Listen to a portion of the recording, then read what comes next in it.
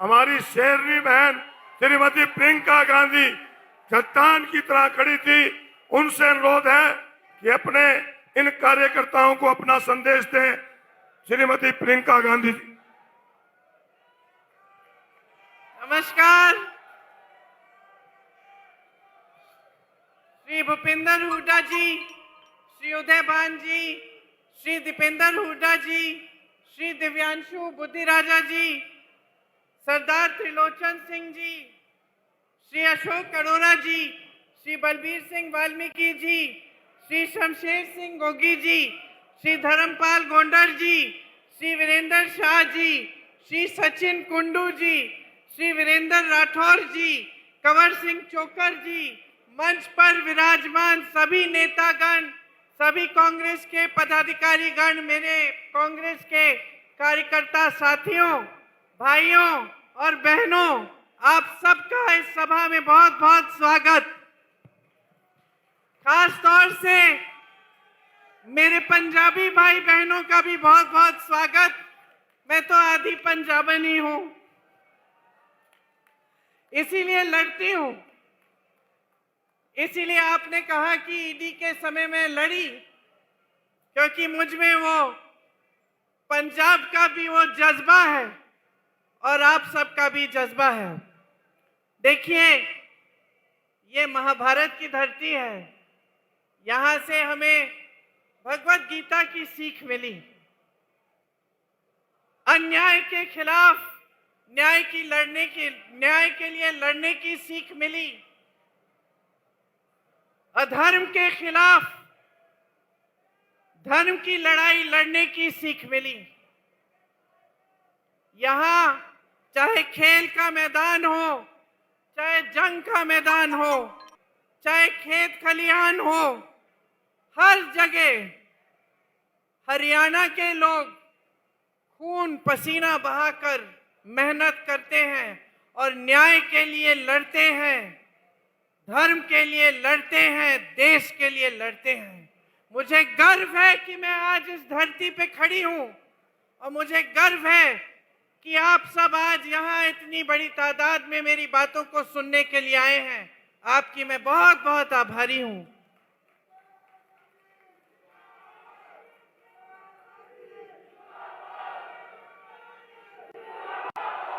देखिए, ये देश किसानों का देश है। इस देश की आत्मा इस देश का किसान है।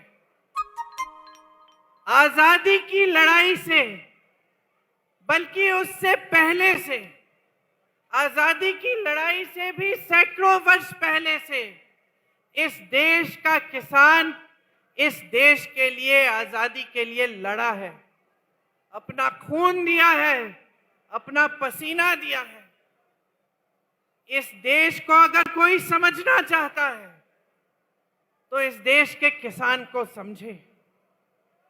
आप जब खेती करते हैं, जब अपनी उपज को आप उगाते हैं, जब अपनी खेती को आप खुशहाल बनाते हैं, तो सिर्फ अपने बच्चों के पेट भरने के लिए ये काम नहीं करते। आप इस पूरे देश के अन्नदाता हैं। आप देश की नई पीढ़ी को बनाते हैं। इस पूरे देश को आप खिलाते हैं। आप इस देश की रीढ़ की हड्डी हो, इस देश की आत्मा हो। हरित क्रांति जब इंदिरा जी लाई तो वो इस बात को समझ के लाई। इस देश की आत्मनिर्भरता का श्रेय इंदिरा जी के साथ इस देश के एक एक किसान को मिलता है, जिसने इस देश को आत्मनिर्भर बनाया अपनी मेहनत से, अपने खून पसीने से। लेकिन अफसोस की बात यह है बहनों और भाइयों कि आज जो हमारे प्रधानमंत्री हैं, जो सरकार आज देश में चल रही है, 10 सालों से केंद्र में बैठी है, वो इस सीधी सी साधारण बात को समझ नहीं पाए। वो इस देश के किसान का महत्व समझ नहीं पाए इस देश के किसान का आदर कर नहीं पाए, आपके प्रति श्रद्धा से वो देख नहीं पाए। आपने आंदोलन किया, क्यों किया? क्योंकि वो 3 ऐसे कानून लाए थे जिससे आपके की कमर टूट जाती, जिससे आपकी कमाई खत्म हो जाती, इस देश का किसान झुक जाता। इसीलिए आपने आंदोलन किया। लाखों की तादाद में आप दिल्ली तक आए। महीनों के लिए आप दिल्ली के बॉर्डर पे आप बैठे रहे। इस देश के हर देशवासी ने आपको देखा। हर देशवासी के दिल में आपके लिए हमदर्दी जागी। आपके लिए कोई पानी लाया, कोई खाना लाया, कोई आपके साथ आकर बैठा। मुझे याद है दीपेंद्र जी रोज रोज आपके आंदोलन में शामिल होते थे, आपके साथ आकर बैठते थे। लेकिन भाजपा का एक एक नेता, भाजपा के प्रधानमंत्री जो इस देश के सबसे बड़े पद पर आसीन हैं, उन्होंने आपकी सुनवाई तक नहीं की। आपकी बिजली बंद की, आपका पानी बंद किया, आपको देशद्रोही का दर्जा दिया। ये सारी मीडिया जो आपके सामने खड़ी है, जो आज बड़े बड़े खरबपतियों की है, इन्होंने आपको देशद्रोही कहा, आपके बारे में अपशब्द कहे, आपको आतंकवादी कहा। आप में से 600 भाई शहीद हुए, मोदी जी ने अपने पलक नहीं झपकाई। मुझे याद है आपने जिक्र किया दीपेंद्र जी, मुझे याद है यूपी में एक मंत्री के बेटे ने 6 किसानों को अपने जीप के तले कुचल दिया। ताज्जुब की बात यह है भाई और बहनों, हमारी राजनीतिक सभ्यता हमें इंदिरा जी ने सिखाई थी कि जहां कष्ट है, जहां संकट है, सबसे पहले वहां पहुंचो। तो जब हमने सुना कि ऐसा हुआ है, हम गाड़ी में बैठे, रात का समय था, बहुत बड़ी आंधी भी थी उस दिन, बारिश आ रही थी। हमने कहा हम जाएंगे, उन किसानों के परिवारों से मिलने जाएंगे। मुझे ताज्जुब हुआ कि जिसने उनको कुचला उसके खिलाफ कोई कार्रवाई नहीं की गई, लेकिन जहां हम रह रहे थे, चारों तरफ पूरे घर की पुलिस आ गई, नाकाबंदी की कि हम बाहर निकल ना पाए। हम किसी न किसी तरह से निकल गए। पूरी रात हम पुलिस से भाग भाग कर सब जगह नाकाबंदी की थी। किस लिए? हमको पकड़ने के लिए। हम तो परिवार से मिलने जा रहे थे, लेकिन उसको पकड़ने के लिए एक उंगली नहीं उठाई जिसने ऐसा किया था। हम पूरी रात के लिए पुलिस से इधर उधर भागते हुए लखीमपुर खीरी तक पहुंचे, और जब हम पहुंचे तो 4 बजे थे सुबह के, हमें गिरफ्तार कर लिया।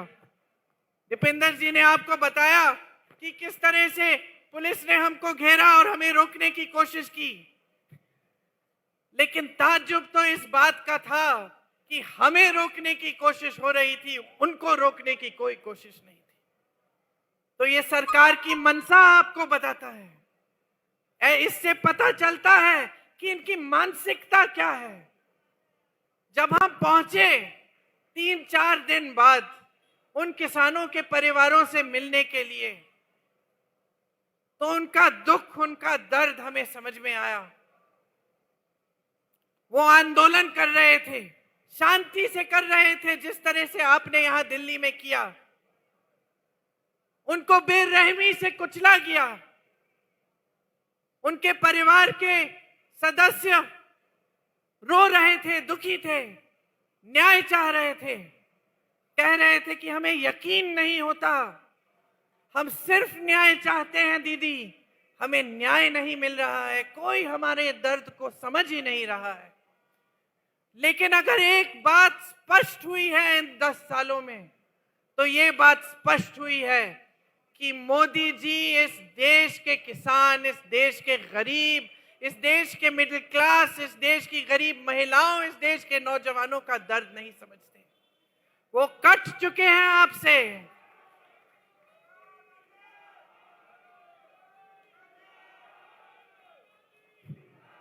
इस चुनाव में उसी मंत्री को टिकट दिया है जिसके बेटे ने उन किसानों को कुचल डाला।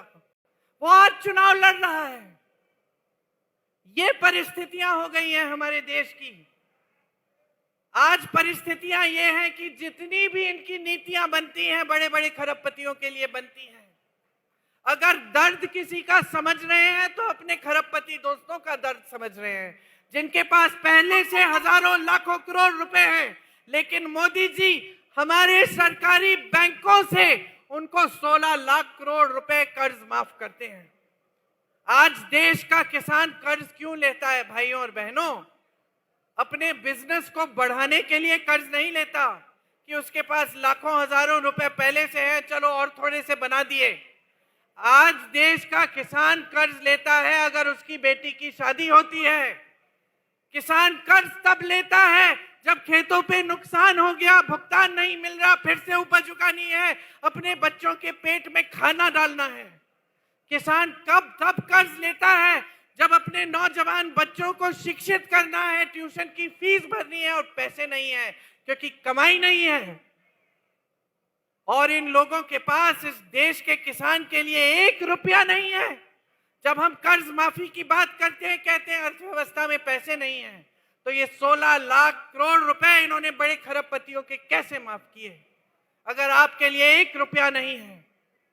उत्तर प्रदेश में, हरियाणा में जगह जगह ऐसे किसान हैं जिन्होंने 1 लाख रुपए कर्ज लिया, वापस नहीं कर पाए और आत्महत्या कर ली। 50,000 रुपए के लिए आत्महत्या कर रहे हैं देश के किसान।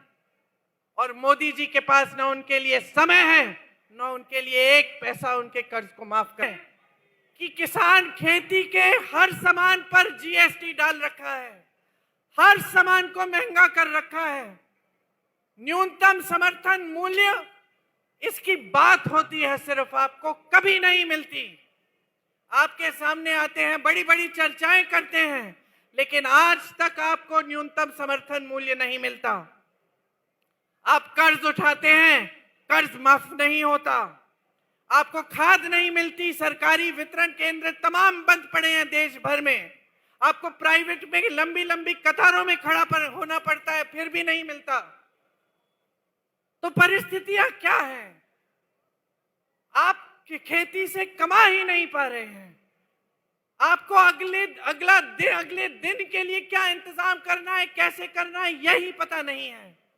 किस तरह से आप जी रहे हैं, किस तरह से आप आगे बढ़ रहे हैं, कोई आपको पूछता तक नहीं है। सरकार की सारी नीतियां बड़े बड़े खरबपतियों के लिए बन रही हैं। हिमाचल के किसानों को देखिए, देश का सबसे बढ़िया सेब उगाते थे, सारे कोल्ड स्टोरेज अडानी जी को दे दिए। अडानी जी आज तय कर रहे हैं कि सेब कितने पे बिकेगा, कितने पे खरीदा जाएगा। जो बाहर से सेब